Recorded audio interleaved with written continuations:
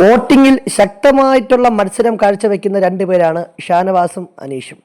ചില അവസരങ്ങളിൽ ഷാനവാസ് ഒന്നാമതെത്തുന്നു, ചില സമയത്ത് അനീഷ് ഒന്നാമതെത്തുന്നു. അങ്ങനെ ആകെ മൊത്തത്തിൽ ഇവർ രണ്ടുപേരും തമ്മിൽ നല്ല രീതിയിലുള്ളൊരു കോമ്പറ്റീഷൻ അവിടെ ഉണ്ടായിക്കൊണ്ടിരിക്കുകയാണ്. അത് വോട്ടിൻ്റെ കാര്യത്തിലാണ്, ആരാണ് ഒന്നാമത് ഫിനിഷ് ചെയ്യുക എന്നുള്ള കാര്യത്തിലാണ് ഇവർക്കിടയിൽ ഇപ്പോൾ ഒരു കോമ്പറ്റീഷൻ രൂപപ്പെട്ടിരിക്കുന്നത്.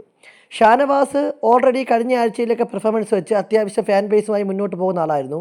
എന്നാൽ അനീഷ് 2 ആഴ്ചത്തെ ഇടവേളയ്ക്ക് ശേഷമാണ് വീണ്ടും നോമിനേഷൻ വരുന്നത്.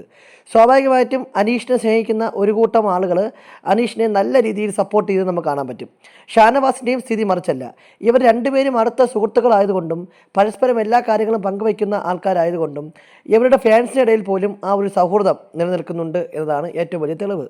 ബിഗ് ബോസ് വീട്ടിൽ അത്യാവശ്യ ഫാൻസുള്ള അനുമോൾ ഇത്തവണ എവിക്ഷൻ ഇല്ലാത്തത് കൊണ്ട് തന്നെ ഇത്തവണ കംപ്ലീറ്റ് എവിക്ഷൻ ഈ രണ്ടുപേരിൽ മാത്രം കേന്ദ്രീകരിച്ചാണ് മുന്നോട്ട് പോയിക്കൊണ്ടിരിക്കുന്നത്.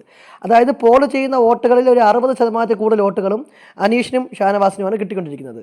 വെള്ളിയാഴ്ച വോട്ടിംഗ് അവസാനിക്കുമ്പോൾ ആരാണ് ഒന്നാമതായി ഫിനിഷ് ചെയ്യുക എന്നുള്ളത് കാണാൻ ആകാംക്ഷയോടെ കാത്തിരിക്കുകയാണ് ഇരുവരുടെയും ആരാധകർ.